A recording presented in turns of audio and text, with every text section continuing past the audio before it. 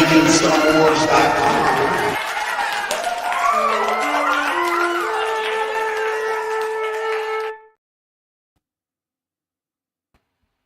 This user interface it's trying to fight me still trying to fight me, but I'm gonna win. Man or machine, I will win. But how's it going, Rob? Was ist das? Was is that? We both saw they a can movie. hear me, by the way. What?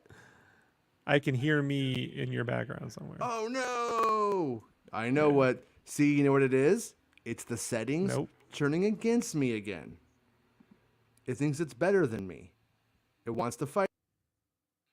Okay, now you're crackling. Now you're cutting out.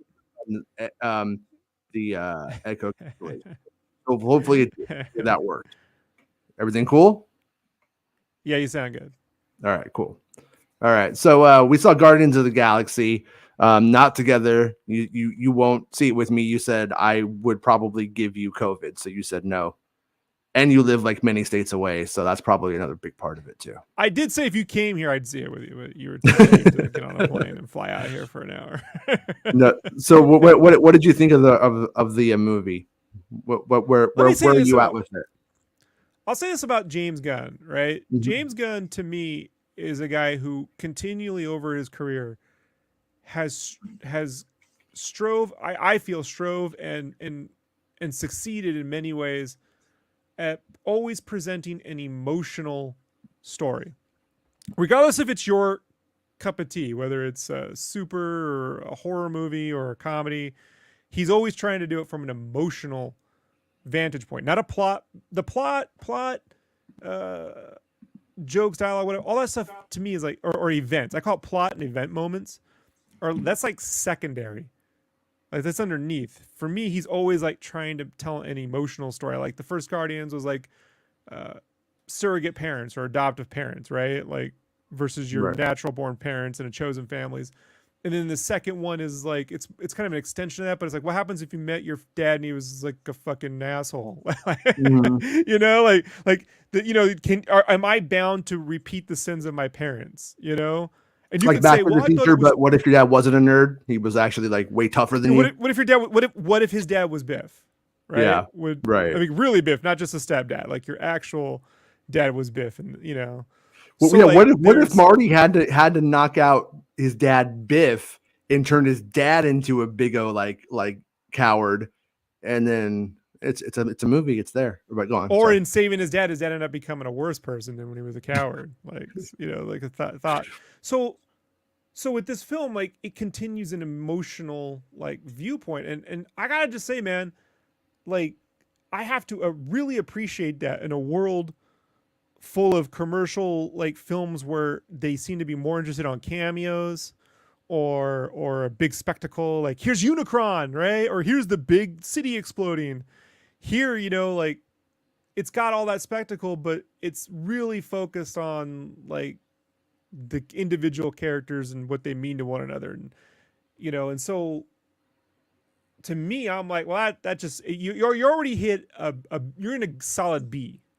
A B category, like at an eighth or F, you're at a B. Once you just stick with that, and I thought that's like, so what elevates it to like an A for me is that when it does get to the action, everything was extremely clear and like logical for the most part. You know, there's a few things I'm like that's missing. We'll get onto that. You know, like but like there are some visual experiences here where I'm like, shit, man, I never thought I'd see that. Like that was pretty fucking clever. You know, even now I'm like, we've seen it all, Jason.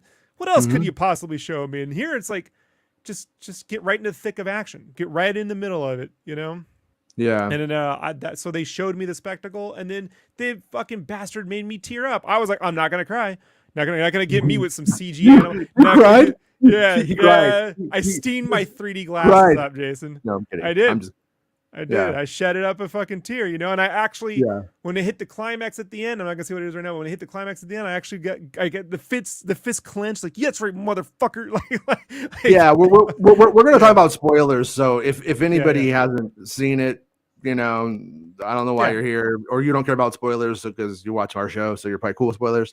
But yeah, I'm not gonna the movie's been out for a couple of days now, so I'm not gonna.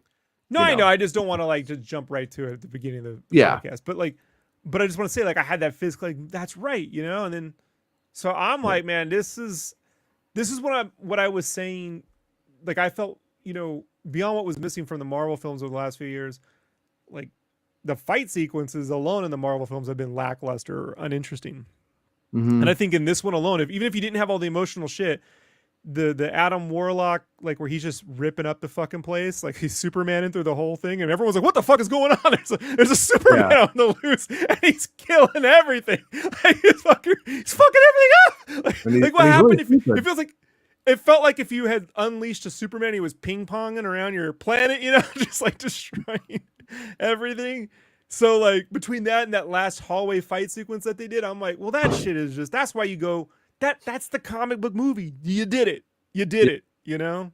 Yeah. So I had a great time, man. I thought it was awesome. Yeah. I didn't follow any of the like behind the scenes stuff or any of how we got here or anything.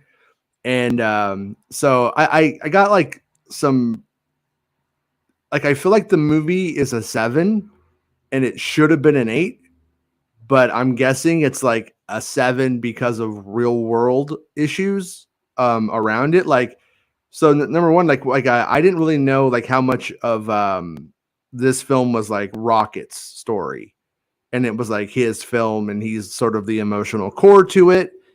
And but then like just really weird stuff about it that were like at the end for me, it shits the bed. And it's like, so we have Rocket, and he's this experiment by a sort of mad god who doesn't love him because he's not perfect enough, but and he has these misfit friends who are also, beautiful people, if you will, specimens of consciousness. And they're all pretty much euthanized because this wacko has these other ideas. And then that Rocket goes through his whole life sort of like suppressing that, then not understanding that he's a raccoon, I guess. And then but when we get to like the end of it, we have like, like those moments that were clearly created to like for like emotional resonance, where he goes into a cage and pulls out 5 or 6 baby raccoons, and they all crawl all over him, and it's adorable, and it's really touching. And then when we get to the end, you think like this guy, he's the whole time he's wanted to be with his friends on this like on this planet together, and to like live in like a community with those people. And at the end, they save those people, and then he fucking flies away with some other people. Like at the end, and I'm like, fly away. Well, I mean, he should have been the one who was gonna. It made zero sense in terms of the narrative to me that he wasn't one of the people staying to take care of the survivors of that situation. He's that's their headquarters. The planet that they're on, nowhere is their headquarters. But he's gonna go be a space guy going around the world and stuff. Like, yeah, but there's still the Guardians on that planet. Like they go and do different missions to help, but that's still their headquarters. That planet's going with them. It's mobile. Okay. Like, yeah. Yeah. So this isn't the Mando where he takes off and leaves Bo-Katan after pledging allegiance to her. Like he's still there taking care of her. No. I mean, obviously, like one of the kids is like in his gang now and stuff, like or in his like crew, So I mean, it wasn't like it was just that, but I mean, I was like, the growth there. Mm-hmm. The growth there is that he's actually a leader now. In all the other films, not just the Guardians films, but in the Marvel and the MCU universe, Rocket's been a guy who's like, I'm just taking care. I'm getting out of here, taking care of myself. Fuck this shit, Yeah. Like, and so by the end of the movie, he's like, yeah, I'm taking care of this, and I'm running this fucking group of people that we help people who can't help themselves. Mm-hmm. So because he's dealt with that. I mean, so that's, to me, that's all consistent. It's not taking 20 minutes to show you every aspect of it, but it's consistent. Yeah, but it does show you like so much. It goes into like so much of like where everyone's going to be at the end for the most part. And so yeah, like it's still like the way, if that's what it is, that wasn't how I left that movie feeling. Like I felt like it felt strange to me, and then I was like, well, I guess he's a raccoon, so they want him to be like, you know, CGI raccoon, so he needs to be like the star of that thing because Chris Pratt's going to do something else for a bit or something, and like Dave Bautista's like not cool with Disney after they were assholes to James Gunn, and I was like, so I'm like, you know, I figured it was a bunch of that's not it. I know you're bringing a lot of meta stuff that's not in the script. You're bringing your own like real world. Like that's like me saying, oh, I guess Finn's not going to be it because he's off being a. He's going to go off to his own. John Boyega is going to go off to Pacific Rim 2 now. Like that would not be an accurate, you know, reflection of the end of episode 9. You know, like he like saves like the end. I got the end of it. You know, like those little raccoon guys. What the fuck are they? You know what I mean? Like I don't know. It was weird. It did play weird to me. It did. I mean, it's like kind of like if that place goes with him or whatever. I'm just a normal person, so and I just watch it. I'm just like, well, I'm in this stuff. I'm not like obsessed with it. I didn't get anything in the narrative that told me that place goes with them. You know what I mean? Well, it flew around, like it flies around, like it literally flew to help them get out the whole planet, the whole planet thing. Okay. Yeah, remember when it showed up and they shot a gun out of its eye and they yeah. The whole thing when they lined the skull up with, remember? Like It's got the whole city in there. Right. Flies, it moves around. But when I think of the Guardians of the Galaxy, I don't think of them being at a place. They're like out in the fucking galaxy doing stuff. I don't know. It still sits weird, man. Even if that fucking skull flies around, and I can't imagine that that whole thing's gonna fucking go around with them everywhere. You know. Anyways, but that was just like when as I was getting to like the at the end of the movie, that's where I was like it makes sense that what's her name becomes, you know, I like that. What's the Doctor Who girl, Doctor Who lady? What's her name? Nebula. Yeah, Nebula. Like her arc was, I thought, done really, really well in the end. From the first one to where we're at here, you know what I mean? Like she's literally a public servant. She's still on. Yeah, she's still on the Rock full time. Yeah, she's not on the planet with them in the post credits. You know. Mm-hmm. But she says at the end that she's going to be like she's going to like run their community basically, right? Yeah. She's like the mayor or whatever. I don't know, the mayor of that town and whatever it's called. And so yeah. So I thought like you know her story was well. The Drax story was super well in the sense that he stays there because he was, you know, lost his family, was meant to be a dad, and then now he's just a dad to like a village. Like that's a really good ending for a really good happy ending for that character, you know. So like with those guys, I was like, yeah, like that was very satisfying to me. But the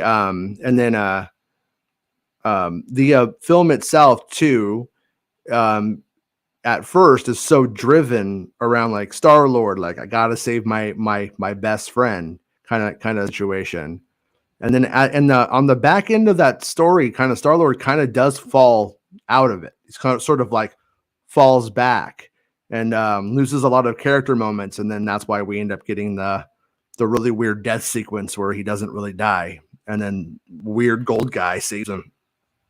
You know, how did that? Yeah, I mean, that was a play off the last time, like when they were out in space in the first movie, and then there's a Nebula or Gamora or whatever. Explain it to me. I haven't seen them in quite a while, so like I wasn't getting any play. I was just looking at it for what it was. As yeah, there was a whole thing where like he was saving her and went out to space to save her, and then they froze over, and so like now he got saved by this guy that was given a second chance by them, right? Like so it's kind of like their enemy saves them versus them, you know, so it's a new family member kind of thing. Like, yeah, it's kind of the idea. I'm not, like, here's the thing, man. Like, I know people go, oh, Rob's so picky. Like, I'm not picky. I think what I'm just looking for in any of these, but specifically genre-based film, like Star Wars, Kill Bill, Matrix, is I'm just looking for like an emotional like vantage point isn't the word I'm thinking of here. Like connection to it. An example, like Rocket saying I'm not a raccoon isn't because he didn't remember his past or he's been suppressing it. It's because if is a little fuzzy animal, a raccoon, that means he is now an experiment in a cage. It's Mhm. it's a way of him saying, I'm a victim. I'm not a victim. I'm a sentient fucking. You know what I mean? I'm smarter than that. I'm better than that. You know, I'm suppressing my roots because I would be then a fucking victim if I acknowledge them. You know, and then I have to deal with the I'm not a fucking little animal, an experiment trapped in a cage. You know, that's Mhm. what happens to little raccoons. It's a nihilistic almost. You know, It's Billy Corgan. Despite all my rage, I am not just a rat in a cage. Sorry, he didn't play that song, but you know, he right? could have. So like, He does. but He does look at the word raccoon like, oh, that's what I am in the movie, it's though. accepting, yeah, but it's accepting that that doesn't mean he's a victim, Hmm. you know, because the last time he tried to get out, he killed his, you know, he feels responsible that, you know, he got his whole family killed essentially. So Yeah. like to say I'm one of those or to accept it means that I'm culpable for that. But they already sort of they've you know in the whether it was real or not in the afterlife they've already forgiven. Like he's made peace with that. So now he can, you know, give that a second go. You know, he can try again.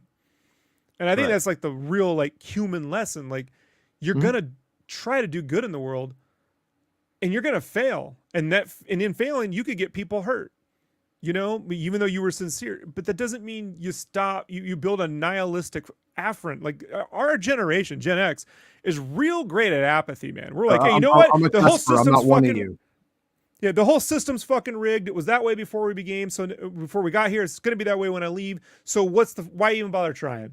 Hmm. You know, like Right. that's not the lesson to take away. Right. You know, so like that's that's the subtextual thing that's happening there. Now you Hmm. could just look at it and say, he just saw the thing raccoon. He looks at raccoons. I'm a raccoon. Yeah, you could take that's a hyperbolic sort of sarcastic. I'm not saying you're doing that. I'm saying Well, someone out there could do. no. I But feel there like is it real was a subtext. little. He's seeing Yeah. himself now, and he's seeing his childhood. He's seen where he came from, and as you know, as you get older, when you got a little you run, got a couple little yous running around there, you know, and every now and then, I'm certain they do I don't know what something. you're talking about. You're like, fuck, it I don't is a have any little kids. me, I you don't know know. what you're talking about. Just me You around here. know? Sure. So But I've seen what happens when they they just like type in the walked in chat. I'm the like, it's a room, little, like started getting shit out of the room a minute ago. yeah. So like, and that's something that you've not seen that character ever deal with, you know. And his Yeah. name always has in the comics was Rocket Raccoon. I mean, like the outfit he's wearing in the beginning of the film when the credits roll, he's wearing the Hmm. same outfit he wore in the first series he appeared in. Mike Mignola drew it, you know, Hellboy artist. He Hmm. drew the Rocket Raccoon miniseries. It was just like, and he's wearing that like he has like that puffy fantasy shirt. That's like that's I was like, hey, they finally got that one in there, you know? Like, Yeah. yeah, and then they fucking nearly kill him for wearing it. So like Yeah. that stupid puffy shirt off. But so like that's something that I was like, you know, like beyond that subtext, then you're getting the actual animal rights moment, right? Where you're like, hey man, you know, we're all a little guilty. This is that Avatar 2 moment where I'm like, yeah, not only did we hang out with these guys when they killed the whale, now we get to go. Here's this is so Mhm. oh Cameron, oh James Gunn and Cameron, they get it, man. They're like, now you got to go into the whale and you got to drill into its head. We're It's the gonna James Booth. in 3D. By the Yeah. way, the 3D on this was really good. Was it? The Yeah, conversion, I yeah, it saw was it in good. 2D. Yeah, I didn't even think about it being a 3D film, or it didn't offer it to me. It just didn't even occur to me. And then when I was talking to you, you're like, "Yeah, I'm waiting to see it in 3D," and I was like, "Oh shit, I didn't even consider that." Yeah, But all Marvel's conversions are usually pretty good. And the Guardians ones have always done pretty well in their 3Ds, and this was pretty good. yeah, I So, mean, and I get the as movies have close as you can. are highly digital, so I would imagine like it's they're able to plan for the fact that it's going to be 3D in that work, right?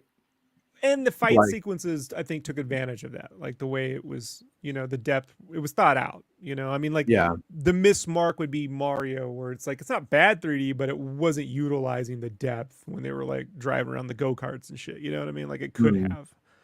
yeah, So if there was anything I think this could have used more of, was probably more individual particles that kind of pop in 3D, kind of add layers a little bit more, but Hmm. that's nitpicky. So, Yeah. but the Yeah. sound design in those cages with the animals, man, like where you can hear them chirping and shit, and like he's like, I got mine, and then he turns around, they're all there, Hmm. and like, man, the universe is a rough place. I mean, like, I know they were saying things like we'll get all the higher life forms, and I get that's like a plot thing because you got to put that in so people know that we're talking about humans and not animals. But Yeah. I think about it like like if you're out in space, it's like the Wild West, right? It's so big, no one's looking out for you. It's just too big. Like in a Yeah. smaller community, Yeah. you can look out for one another. Like Yeah, on nowhere. the Sorry. the idea in science fiction generally is space is the new frontier, right? That's what we kind of like It, to imagine it as. and people say that, but I don't think they ever really give it a really deep thought into what that means. And one of the things I've always appreciated about Star Wars, when Hmm. when done, I'm not gonna say done right, it's being Hmm. mean, but when executed in a particular way that I appreciate, Right. it shows you how big the universe is. So here's how fucking small and insignificant you are. But that's not the truth. That's not the Hmm. truth. You are significant. You're a point, you're a star, you're a point of light. And the Hmm. vast cosmos, you do matter. You can be seen. There's a difference. But the universe is uncaring. So Yeah. you have to care to bring care and meaning to the universe, right? Like that's the trick. And I think like that's all being done here without saying that.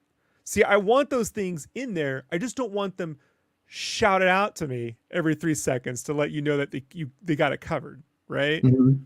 So like I just think like that's one of those things that upon multiple, if you watch this multiple times, you'll Hmm. feel it more than you're hearing it. But I do believe it's Yeah. intentionally there, because of the way Well, it was shot, where you yeah. see through I his mean, viewpoint.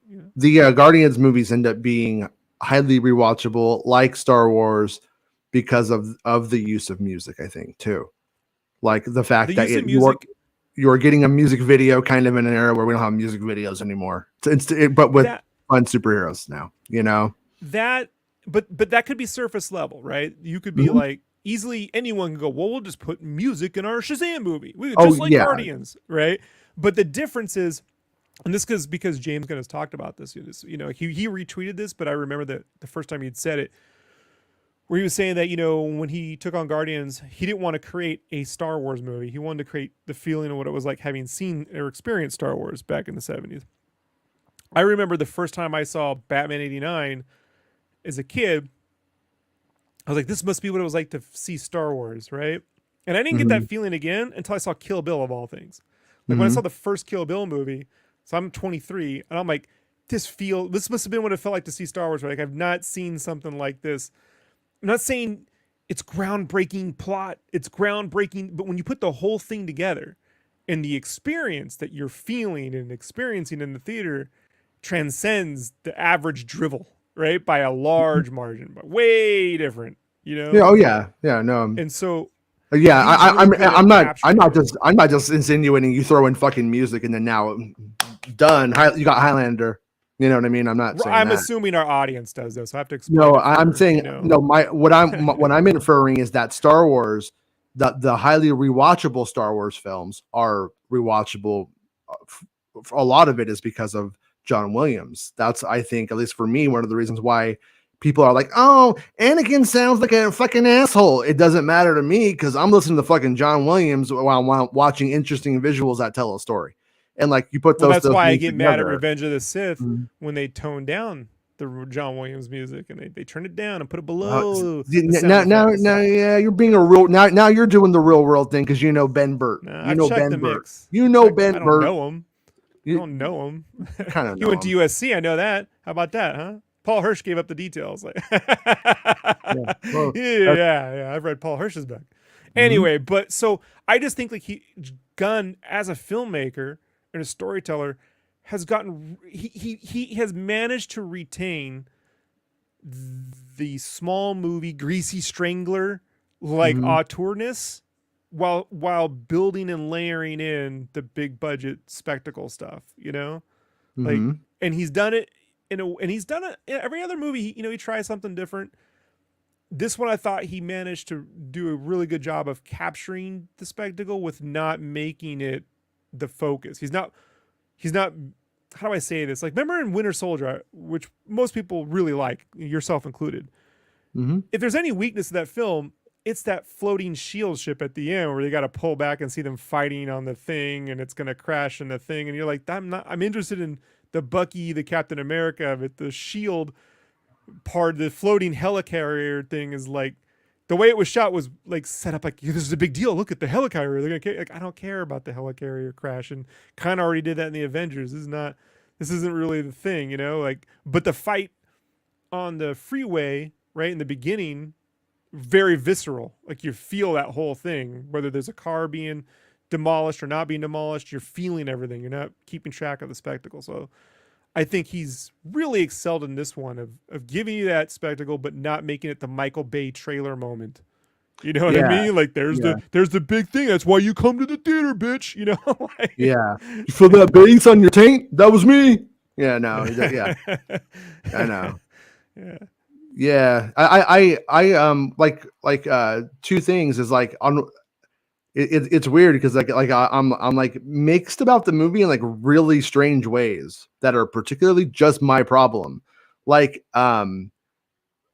it had like really like cool use of color, but then it would feel kind of muted, like I almost felt like it was like gonna go for this like Wes Anderson sort of like vibrancy in its look, and then it would not really like achieve it, and it would look kind of like, instead of like a really good yellow, I just feel like it's kind of like on that, like maybe a mustard stain that was supposed to be yellow, and but maybe that was my like, that's the palette from the second film. That's the yeah, from that's Guardians. I was talking to me and Bassman were talking about that. He's like he started that in the second movie, and I'm like, yeah, I don't like it. But he's kept that where those things exist, and then mixed in the palette from the third, and then did his own thing as well. So like he's actually putting the last two movies in there visually as well as his own. I think his own thing is the hallway fight at the end, and like, crazy as it sounds, the area where the animals are caged, that's like the new thing, the dirtiness of it, right? Like, this is the filthy side. This is the dirty little secret about the universe, that these villains, like they do really mean things, right, in dark places to innocent creatures because they don't care, and here's what happens when people don't care. The scene with what's the creator guy's name? I can never remember it. The High Evolutionary. It reminded me of that moment from but from in Lost, where Ben Linus is like talking to Jacob, and Jacob's like, "What about you?"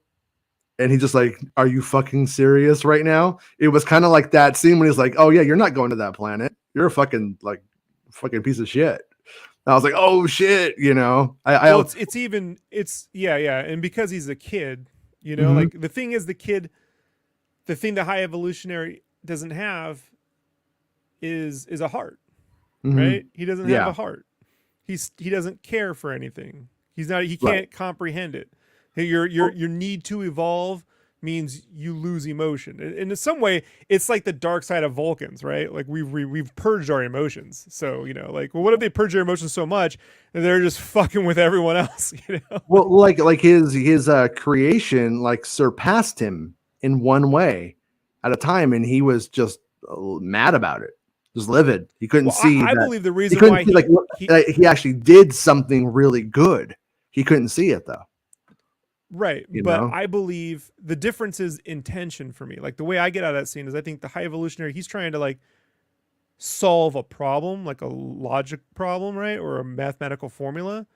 Yeah. But the little raccoon cares about this creature's suffering. So he's reverse engineering it because he cares about the suffering of that kid. He doesn't want anyone to, or did he want to please, or did he want to please his creator? Like his dad. But it comes from, it's coming from a place of caring, right? Yeah. That's the missing ingredient. The secret ingredient to Eggs Erroneous is yellow modeling clay, right? Like, it's having a soul. and he Yeah. can't get there because he gave that up a long time ago. Right. Right. Yeah. The whole time I was looking at his face, I was like, I'm gonna tell Rob that this motherfucker looks like RoboCop, and then they fucking said it, and I was like, okay, fair enough. with the fucking looks like RoboCop without the mask on, but I was like, Right. yeah, but it was Yeah, it sure, was it's pretty cool. invoking it. Oh yeah. No, it was rad. I mean, fucking, what's RoboCop doing? RoboCop don't need it right now. It's so But unsettling when you see Murphy like that. It still yeah, that gag still holds up. When you see anyone like where their physical face is being wrapped around a shell and clipped together by like, you know, binder clips, it's mhm, unsettling. Like, yeah, doesn't sit right with you, you know? yeah. Critical Breakdown says, I don't like how they had the Rocket storyline with the High Civilization storyline. It should have been two separate movies. Yeah. Just take your time. Spend 10 years telling one story. Like that's the way to do it. Yeah, well, he had to get out of there. He had another job. I don't know. I don't know. You can never win, man. Like I always go like, how do I say this, man? I don't like. It seems weird because I'm always like, people go, Rob, you're the most critical dude on this fucking thing, on the show. You're always got something to say. I'm like, Mhm. but how do I say this? Like, When Rob likes this is just something, not. then it's all good, and if he This is doesn't, not a everything's generic. bad. You can't like. It's not a generically story circled, heroes journeyed, Yeah, mapped out plot point. You know what I mean? Checked off the cameos, right? Set up the next 3 films. Fucking movie. It yeah, is. It's commercial with an yeah, auteur voice, and when you have an auteur voice, you're going to have 20 to 30% of your audience go, I don't like what he said, or I thought he said too much. Well, that's because you heard a voice. hmm, You didn't hear like an editorial. It's the difference between like when Marvel editorial in the 90s would get together to these guys at Marvel, right? Jason, they right. take all the writers and the editors, right? And they get a big pool party. Wizard did an article on it once. They're like, here's all the editors.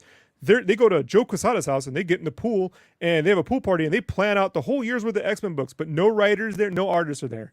Right? Like, the actual people doing the creative work aren't invited. It's There. the editorial group, right? Yeah. And when you watch a Marvel movie or any superhero film where you're like, the studio's running the show here, Hmm. right? The characters aren't being the characters, they're being what the studio says the characters are. They're doing the character thing. And I hear a voice. I like to hear a voice. And when you hear a voice, it's not going to be as perfect. Same with like Ryan Johnson. Like, I don't like half of fucking The Last Jedi, but I much prefer hearing that voice versus whatever the fuck created Rise of Skywalker. You Yeah. know, no voice, opposite of voice, just plot and checking off the internet wish lists. You know, like Hmm. you know. Yeah. Yeah. I mean, that's like when I was watching the movie and like looking at things like wait, somebody mentioned, Junior Jingles said, like, I feel like James Gunn borrowed heavily from Mobius art in The Fifth Element, and that was actually a question I had because obviously that it did, like, I'm with you there, but does the original Guardians content, I never read the comic books or anything like that, so I don't know if, like, was the Well, original comic sort of like in that kind of vein of so not being Star Wars. Jean Gerard Mobius influenced everybody. Yeah. If you go listen to Ridley Scott talk about Blade Runner, he wanted to create Mobius. He wanted Mobius. Yeah. That Blade Runner directly comes from Mobius, Sid Mead. Hmm. Mobius, Sid Mead. Nausicaa, Hayao Miyazaki. Go look at Miyazaki's art, his actual art. It's all Hmm. Mobius inspired. It's got chick flying her here on the Nausicaa on the glider is that dude on the pterodactyl flying around the desert in the Hmm. Mobius strips. There's no way you can get it. Fifth Element is Sid Mead. So like 100% Sid Mead. So like that's every science fiction thing. Like I don't what James Gunn will do that I think is different though is he'll take that and go, here's like the Evil Dead 2 version of that, you know? Mhm. Like the thing that Evil Dead 2 did better than any of that Evil Dead stuff, maybe Armory of Darkness, which is different but just equally as cool, is that it's like here's a dose of fucking caffeine energy thrown into this. You know, here's humor, but it's like it's sometimes mean, sometimes funny, sometimes humorous, all changing in the span of like 3 seconds. And I don't know what is that guerrilla filmmaking that creates that? Is that like I don't someone know. just hasn't lost their 20 something angsty edge? I don't know what you would call that. I don't have a word for. I just put auteur because Yeah. it's the voice of the person making it, Hmm. you know? So like you could have if you were to put all those things together visually, but it's the voice of the person writing all the dialogue and shooting the film and editing it and putting it together is ho hum generic bullshit. Who cares? Hmm. You know what I mean? Like the Yep. visuals, it could fall flat, but because there's an actual voice saying something behind it, then I'm like, all right, this stuff works. It's cool that you mash stuff up. But Star Wars isn't mad. I mean, Mobius inspired everybody, dude. Like, come on. I mean, that greatest Yeah. science fiction illustrator of all Suck time, has a good probably. point. It's probably from his trauma experience. There you go. That's a good There you point. go. Yeah. I could definitely see that pulling into that.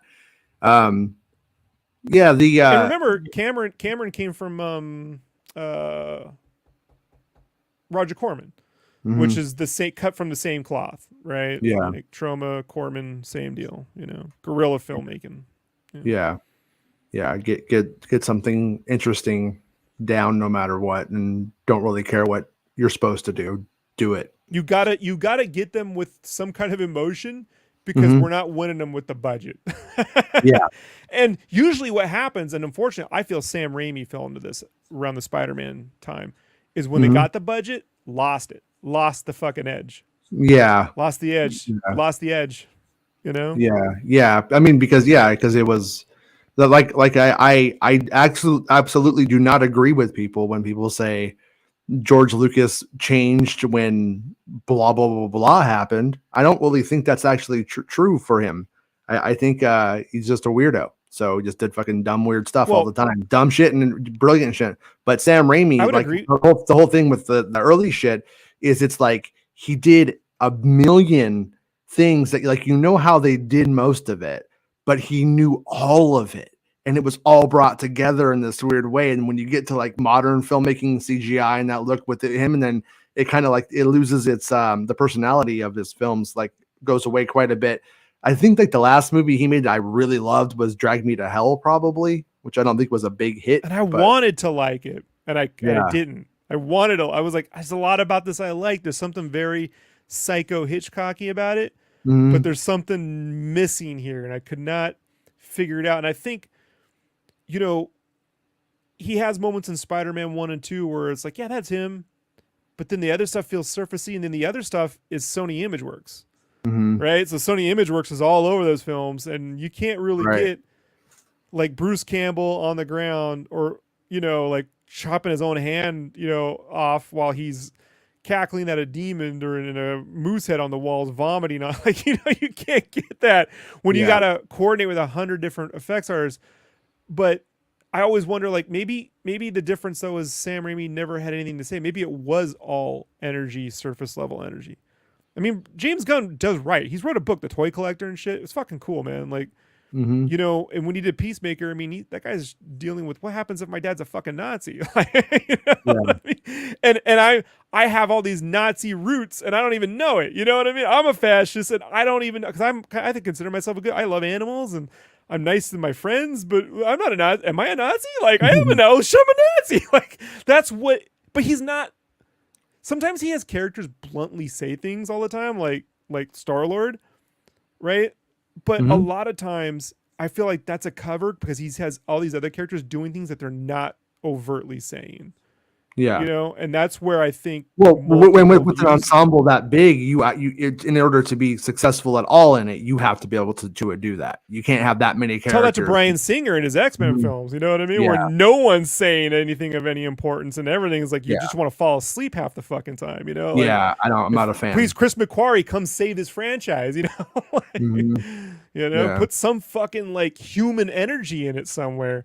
So like that's why I'm like, if this, man, that's why I say, like, when you get films like this, if it's not your thing, I get it. Some things aren't Mhm. my thing, but to be really critical, like, this should be a fucking 9 in my opinion for everyone, because Hollywood ain't doing this. Go when the Fast and the Furious X comes out, there's 10 of those fucking films. When the James Bond movies come out, they don't fucking do anything but sell BMWs.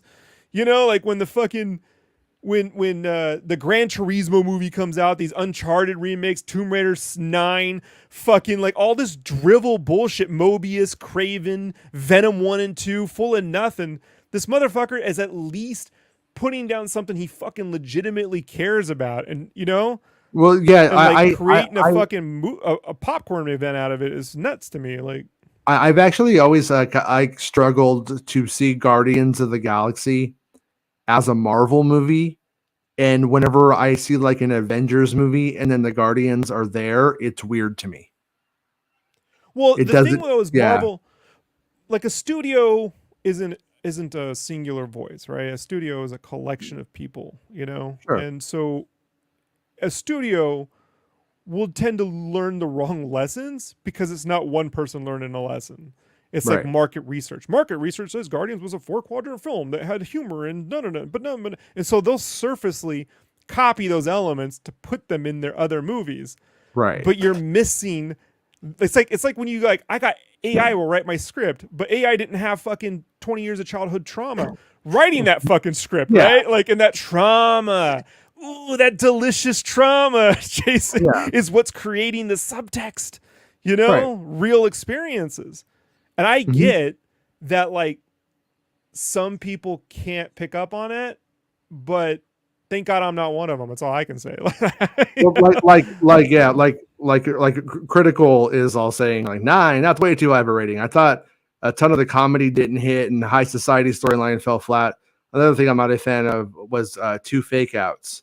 So like for me, where it also, like I said, the Rocket Raccoon stuff, whether there's something about that ship flying or whatever, it didn't play right for me. It didn't play like it. I didn't feel like he was connected to the end choice there. It felt like a disconnect in the heart of the story. But also, to speaking of that, the fucking hugging shit, that was a little bit cringy. I found the hugs a lot cringy in this fucking movie. Well, you're a divorced 30, 40-year-old man, so nothing to do with being divorced. Nothing to Yeah. do with it. Your I blame parents were Brexit. divorced It's just several Brexit's times. really just it's you live in I- LA. I don't don't hug. have You're in it for children. yourself. I don't have children. There's none here. But I hug my children all the time. I like I like to hug But my you don't hug my kid. yourself, Jason. You know You what? don't give Jason a big hug. But no, those if you were gonna do them, it needed to like get on with it. It was fucking it lingered a little bit too much, and when they did it a few times, enough for it to get on my nerves, like because I already feel the emotional impact of it. It's like it's telling me you don't know how to feel, so this means you should be feeling this. I'm like, fuck you, we're already there, bud. You fucking did it. You did it. Now go. You know what I mean? Listens to 9-minute long Nirvana songs. I'm just trying to talk about get in and out quick. 9-minute what 9-minute Nirvana song are you talking about? No, I turned them on last night. I was clocking the times, Jason. Shit wouldn't fucking end. They're not. Give me the radio edits. Radio edits. 9 minutes. I doubt there's a Nirvana song over 5 minutes for the most part. Yeah, it's like get back to 2-minute songs, right? Get back to 2. No, but but that was like and so like when it first starts happening, I'm a little bit like I'm not the biggest Guardians fan in the universe. This is for them. But then I'm like the second or third one, I'm like, I fucking paid for a ticket and now you're fucking getting on my nerves with this shit, And but I mean, I actually thought that most of the of jokes did land for me though, or in my screening as well. Granted, I went to like the first screening, so people were probably more receptive. You know, they're probably mostly really big fans, and but I for the most part thought that kind of stuff worked. Like I said, I was surprised that Rocket was sort of like you know the focus, and I did feel like Star-Lord got kind of lost in the movie a few times. I felt like they Yeah, but that character have is gonna enough to keep do. going on him. I mean, plus we got 2 movies with this fucking ass. Like it's enough. Yeah, and I know that they're like 3 if you that, count Avengers Endgame and Infinity well War. at the end when it's all Star-Lord will return. I was kind of like, I don't know. I didn't like that. Once again, it's about what's next as opposed to the movie. I don't think that was good for the movie. It felt like the decision to go home was simply, who gives a fuck? Who cares now? He's going to go back, and he's not going to go back, you know, Yeah, mowing his grandpa's lawn. Marvel. That's the problem with most Marvel post credits. If it isn't a direct cameo, then it's something that doesn't have any context until 2 years later when you've seen how it played out. Then you go back and you look forward to it. Yeah. So like that's happened so many times over the last 10 years that I'm on like, that one in this instance, I didn't think it was good for the movie. You know, I just didn't. It didn't. Well, I don't know what it was about. I'm like, all right, he's sort of. I would just with those type of things. Yeah. For me, with post credit sequences, I'm like, I'm cool with it. I just thought it would have been funnier if like because it has that Kevin Bacon bit on the newspaper. It's like Kevin Bacon was abducted by aliens. Like it would have been funnier if he was like looking at stuff, that. Right? Huh? That's from the holiday special. Yeah. It would have been like something where he's like, so what have you been up to? You know, you see this weird, you know, like he's like, oh, nothing. You know, like all these headlines, it's all the fucking shit he's been up to. Like, there could have been something that was more between them two versus leading to something that I don't understand. We're not going to understand that till like 3 or 4 years from now. So I'm like, that's not, they do that all the fucking time, you know, and even, and everyone's favorite Marvel movies. So like, I'm like, it's not my kind of my favorite post-credit sequences are like when J. Jonah Jameson came back at the end, right? You're like, oh shit, motherfucker. Like that you know, InfoWars style. You're like, this fucking dude.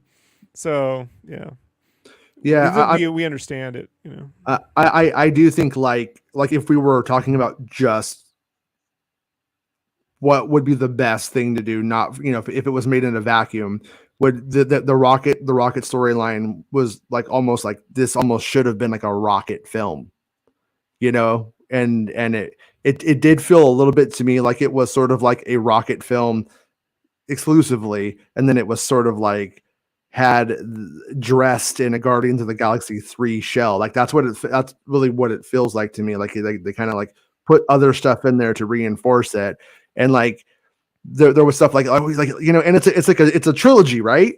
So it's like I don't know where you draw the line between this movie isn't earning this and the movie already earned this.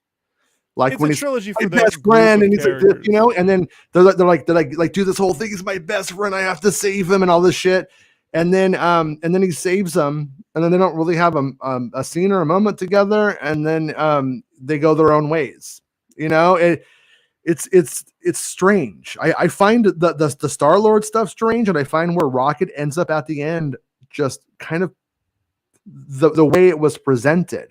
And what's also weird is that it was presented in certain ways because they're going to move on. They're going to do other things with the characters, and they care about that. So they position them. But you know, you could have had it where Rocket wasn't going to be the fucking leader of the Guardians, and he was gonna stay with Drax, and they were going to take care of the kids. You could have done that ending, and then you could have done in the next movie. Fucking, he needs to save the kids are in trouble, they're, you know, I need to get back on the saddle, and they were, I think, very preoccupied with getting everybody back on the saddle for next time. And that Star-Lord thing, like I said, exemplifies it in a lot of ways. The relationship with Star-Lord and Gamora, I thought was actually really well done. I was kind of not sold on what they were going to do with it until he tells her like, you're okay, or this version of you is all right. Whatever he said, it's not so bad. And but also like that's going to get picked up again, right? you think that will be a future storyline? You think they just leave it alone, or you think they end up bringing that into the Star I don't Lord? know. I don't really try to figure out what Marvel's gonna do next. Like if I had my way Yeah. after Endgame, I would have stopped dealing with anything Avengers related whatsoever. I would Yeah. have built in two things.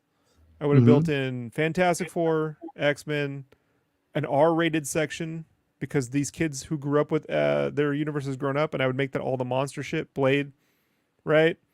Right. Blade, Werewolf by Night, all the monster shit. Moon Knight, I'd put in that category.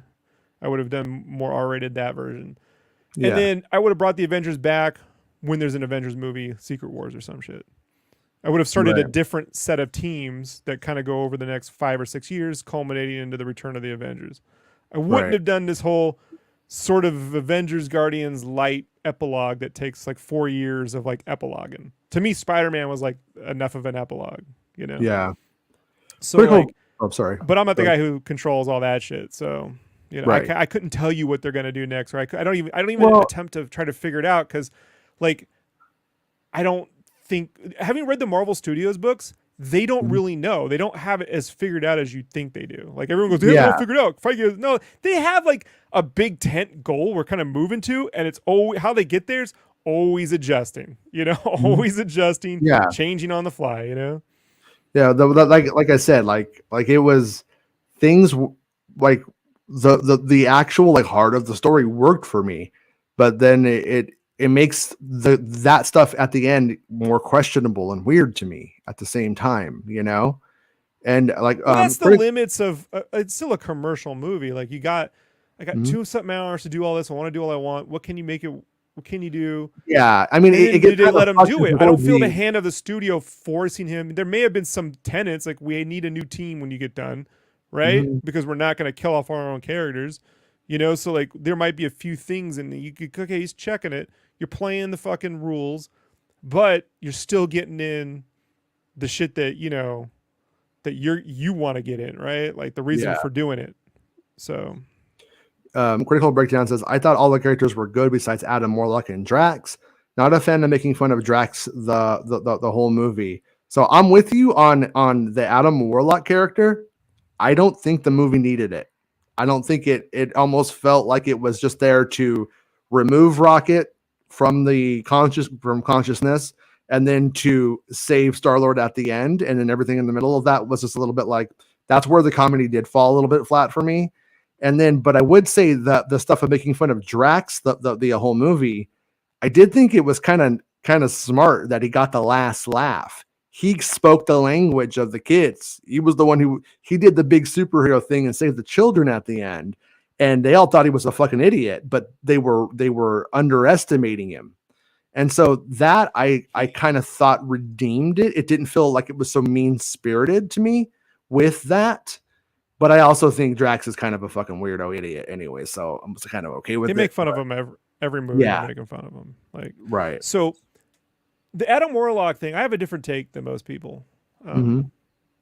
So I agree with you. I don't know what cut anybody's him take out. is on him. Honestly, I haven't heard That anything. he doesn't really matter. He's not the version in the comic, or he's kind of like a side character. Da, da. Here's where I think Gunn was coming from in utilizing him in this way. Is that Adam Warlock is the end result of Rocket Raccoon's helping his evil father. Mhm. He figured out how to get all these people to be evolved to their ultimate state, and in doing so, got him and his family killed. And Adam Warlock is a brand new version of that thing, Right. you know, and it tries to kill him. Right, his past is literally trying to kill him, and then at the end, you know, like when he makes amends with his past joins the team. Like that's the narrative subtextual sort of completion. Does it work? There's only so much time you can do everything. So Yeah. I'm always like, hey, pull one thing out. You know what I mean? Yeah. But I'll say this. that sequence when he shows up and was evil Superman and the whole fucking nowhere thing, I was like, well, this is Yeah. fucking cool shit to look at. Like, you know, Right. it visually, this is fucking, but yeah, you could cut it out, you know? Yeah. I like, matter, but I do. the idea that like the creator makes them or whatever, but can't give them any real heart. They're very heartless, like soulless people. And then he learns it from Rocket.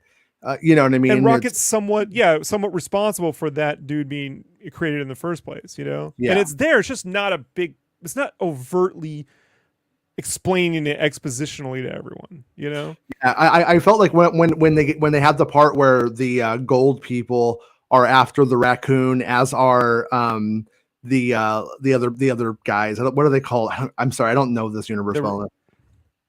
The what? Wait. You know, they're like, hey, we're after the same guy, that big fucking cow, like pig guy and stuff. You know, like when that started to happen, like, Bebop and Rocksteady. Yeah, Bebop and Rocksteady. Yeah, when the fucking Ninja Turtle bad guys show up, I was like, this feels like at one point in the script, like it was really, really confusing. Like there was like, this almost doesn't make sense, and then this scene had to be written to be like, okay, here's why here's why we're gonna reconcile these two things that kind of are overly complicated for no reason. Like you really didn't need that, and it would have streamlined the film a lot more. But I also don't know if like those were things that had to be picked up, or if like fans would be really disappointed if that wasn't there for some reason, because I don't know the significance. You never know what note you're getting from a studio. Like you got to understand, at the end of the day, it's still commercial art, and they got things they want, so you just don't know. This is why Marvel doesn't release like the first draft of scripts or something. They don't put out a lot of. This is the downside to not having really in-depth journalistic stuff. The closest we got to is Jeff Goldsmith from the Q&A with Jeff Goldsmith is going to be doing a Q&A, I think, with James Gunn about this soon, like he announced. Okay. So definitely going to be listening to that because, like I said, his interviews with Tony Gilroy is the most insight we've had on Star Wars since the prequels. Seriously, since Rinsler's books, right? Right. So, and it's sad. I mean, it's not sad. I love Jeff, dude, and his work, but there should be more room for this, right? Like way more room. But these studios locked down, man. You never really get their take. And folks, Gilroy's giving us the Andor scripts, and I'm like, thank you. Do you know about that? Did I tell you about that? Yeah. I saw that. He's putting up all 12. Yeah. Yeah, and they're gonna do a site, right? Concept art and all that stuff. So, yeah, I mean, I'm about it. I think that kind of stuff is important. I mean, especially because you end up sort of creating this like critical film culture around your shit, but then when you hide it, the stuff that the culture is talking about is a fabrication. Because we don't know what I give things like this a 9. I don't really care if it's like a fucking it means it's the same as Godfather. You and I aren't. Whoever's saying it, saying Rob a 9 must mean like a 7 Samurai. No, 7 Samurai, or it's like fucking The Big Lebowski. So insert your greatest fucking film. That's not what I'm saying. Right. I'm not coming from that standpoint. What I'm trying to say is, anytime you create something, you have this vision in your head. You can feel it. You can hear it. You can sometimes taste it if you're a chef, or you know what it is. But as you fucking will it into creation, it loses something, and it loses something, and it loses. Some people have described it like trying to, when you catch like a big fish and you have to tie it to the side of the boat, the ocean's going to pick at it until you get to shore. And do you have anything left by the time you get to shore? And so even if nobody is in your way, you got unlimited money, talent, you're the best fucking writer, artist, filmmaker, whatever you are in the world, you could still put it out there, and it's not what I was trying to do, or it lost the thing behind it. So when an idea is all potential, whereas the execution, the potential's done. It's all there. Whatever it was going to be is what it is. And I think for myself, I feel like I've gotten pretty good at like being able to sense when the person who made this got what they were trying to get across the fucking finish line. Right. You know what I mean? They managed to get it into the theater. You are seeing it. So then I'm like less critical at that point, because that is a Herculean task that is so freaking hard to do. Even if you made your own comic strip or you made your own song, good luck trying to achieve that. That's hard enough, let alone when you Right. got hundreds of people and a marketing department and God knows who else, you know, like in the way. So it's super difficult. And that's why I'm super sympathetic. If people did that, if people like gave birth to the concept and idea, and it had all of the promise of why they did it, then they wouldn't make anything else ever again. They would just be like, "Well, I did it," and they would step away. You know Well, what I mean? it's Like great. that's I totally, and this is why I find it funny when people are like they're ultra critical of commercial work, but then like if they like they're always like I always say it's like the minute you do one thing, you take a photograph of it on Instagram or your mom puts it on the fridge with a gold star. You're like, look, you did something. It's amazing, you know? But Mhm. like when someone else does something that's way harder, you're like, I don't know, it's not so anyone could do. Who cares? I've seen it a million times, blah blah blah. But when you do, you gotta go through some of it to appreciate the impossibleness of it. You Yeah, know.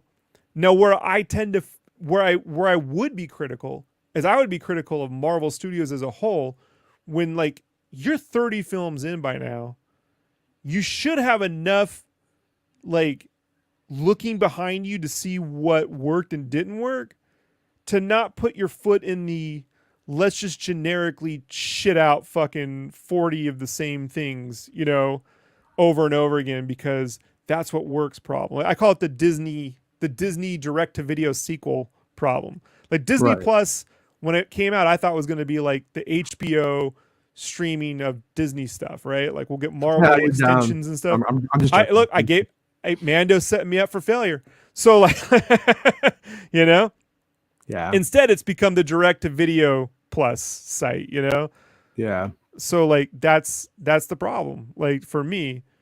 But again, people are going to like where I just don't I know you probably think I'm some expert on the Guardian. I'm not. No, I'm not no, expert no, on any of this no, Marvel. no, I follow no, the no. artists. I know. I just know that you know a hell of a lot about comics, and even just through osmosis, would probably know more than me. That's my take Right. on comic stuff usually. Yeah. But I always try to look at what was the person doing, trying to do, and did they accomplish it? And then did that work what they were trying to accomplish? Yeah, So same. No, that that's how you're supposed to be, as opposed to like we talked about before. A lot of people are very lazy and will talk about what's not in a movie as opposed to what is in the movie, like all the time. like And I'm an guilty of idea it of a too, but I try creature, not to do it. an idea that I love the idea that something Rocket helped create inadvertently through time, whatever, helped create, it's come back to kill him in a way, you know? Yeah, But that character could have been named anything. right. You know what I mean? Like that's the difference. Like that could Yeah. have been War Pig. That could have been the Flying Snot. It didn't really matter, you know. Like so, Yeah. that's sort of like all right, you know. But whatever. I mean, I'll take that over fucking Zachary Levi acting Yeah. like he's in a Harry Potter movie any day of the week. You know what I mean? Harry Potter with capes.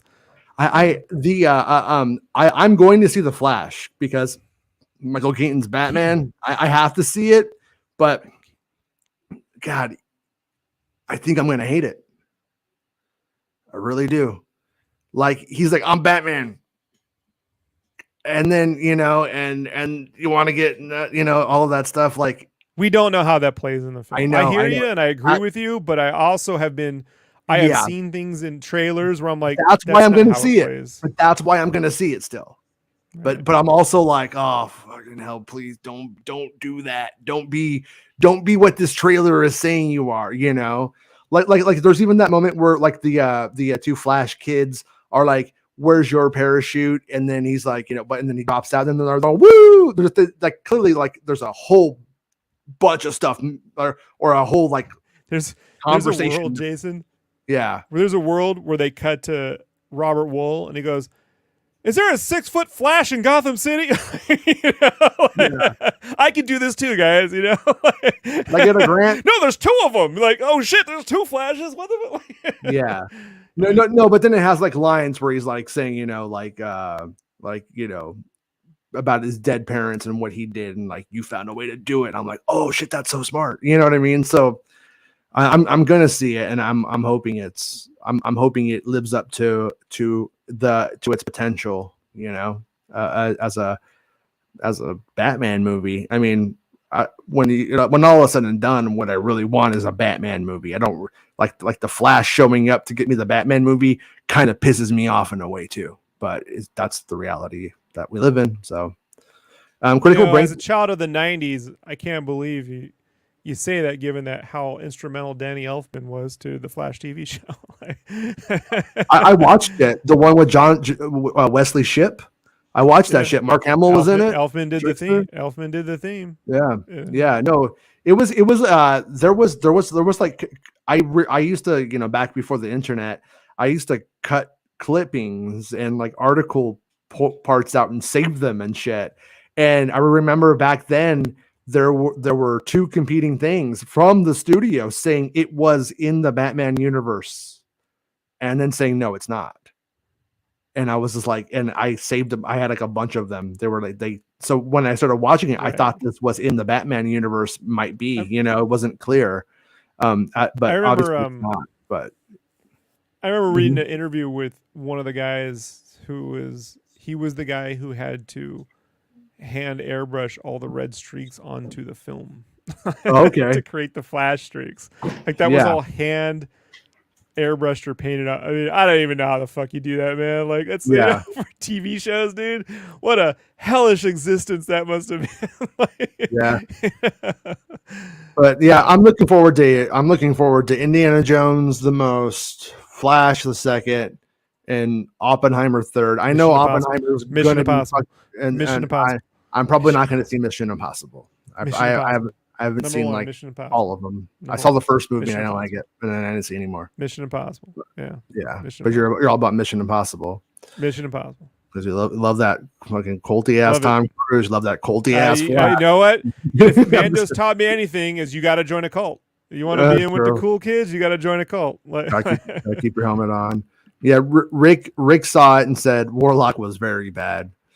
Yeah, Warlock didn't offend me or anything. I just didn't really understand why he was there, like why it was important, why it was written that way.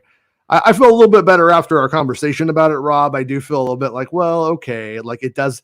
I'm not defending him. No, your point, and I would agree with it. But I'm just saying what you're saying point is makes it a little bit better for me. The fact that there is a subtextual like reasoning that I think goes over the heads of most fans who just track characters coming in, characters coming out, right? Like comic book movie, like grading and scale, which I tend to just ignore. So, all right, I'm being told by Penny that we have gone over an hour, and I told her it would only be an hour. So you have any more Guardians thoughts before we go, Rob? One complaint. I got one glaring complaint, right? Okay. And it's when they appear with the Rathtars, right? The big what are those things called? The obelisks or whatever those things are called. Yeah. Right? When they come in and they think they're gonna have to fight him, but they are actually here to join you, and then they go to the hallway fight. Those things just disappear. Like they cut to the shot where they were right behind them, and they should be in the fight with them, but they just go away. Yeah. And then they reappear at the end. Like I'm like, that's movie stuff. Sometimes in a movie, you got no way out of that. Like if you're having a good time, you don't care. Like it's not that big a deal. It's still a movie at the end of the day. So, but I'm like. And they wanted us to forget about them, so when they save them at the end, we go, "Oh yeah!" Right. If you weren't thinking about it, and it did that. Like I did like that, like Pee-wee's Big Adventure ending where they're saving all the animals. Like at the end, like that was it was a really good ending. Like I said, it's still so weird to me. Like all these like little babies versions of him are there, and he's just like, "Well, see you later, Drax is your dad." Yeah, hey, can I do that to you? Drax is your dad. I'm going to keep doing the show. Drax is your dad now. No? Okay, she says no. Dad, you said it would only take a couple minutes. I said it'd take a little bit. We're talking about space stuff. Spacemen. All right. Well, Rob, Rob has said his piece. And if you guys have anything else to like your thoughts or whatever, we don't get to it. Like leave them in the comments and we'll hit them up and I'll talk about the movie still. Like I still might see it again. I want to watch it again. So I kind of want to go see it one more time, because it was a good time. Like I said, I think it's like a for me is a solid 7 film, and it could have been an 8, just a couple of things on the back end for me. But at the same time, most films for me are a 4, so that's actually like really good. I don't give 10s, and I can't think of the last time I saw a 9. You know what I mean, personally. So I'm a big old jerk, right, Penny? Mm-hmm. See. All right. Well, thanks for coming and showing up, Rob. When I was all these over. are my favorite shows to do because we get like 100 views. You're right. Like no one really. Yeah, it's my Everyone's favorite. Like we did "It's the not Mario funny." one, Mhm. 300 views. Like, Yeah. So Hey, let's do 300 to 1 this time. Let's see you if know we can what get it. though? We don't do it for the views. We do it for the passion of the film. Not really. Yeah. I'm all no about. choice at this point. Yeah, I'm all. I'm all. If we release a Guardians of the Galaxy review 4 days after release, we'll get at least 75 views. Yeah. But yeah. Well, anyways, yeah, I'm gonna see it again. My opinion might change a little bit after our conversation. It might not. I don't know. It just depends on like some of the stuff. Like it's like you could like kind of checkbox reasons for things, and then it still might not feel right. Like that's how Star Wars sometimes will checkboxy things for me, and I'm like, okay, I can see past it, but you're like, I can't. No, it just doesn't feel right. Kind of in some way, in your own way, you say it, and like that's how the Rocket storyline wrapped up for me. But it might be one of those things where we do get the next movie and Rocket's there, and he has the little raccoon kids are calling him dad or something. They're not going away. He's there to he's still dad. Unlike you, Jason, a lot of dads got to go to work. Right. You get to work from home. But I gets to work from home. But I just like when I think of like that kind of like Guardians of the Galaxy, Millennium Falcon kind of thing, they're just like you're not really home. You know what I mean? Like daddy's a truck driver. You see him once a month. I don't know. But anyways, that's where it kind of like hit me. And Rob, I'm glad that you had a good time since you classically do not have a good time. I classically do not. Classically on this show, anyways, do not have a good time. No. It's mostly Star Wars that lets me down.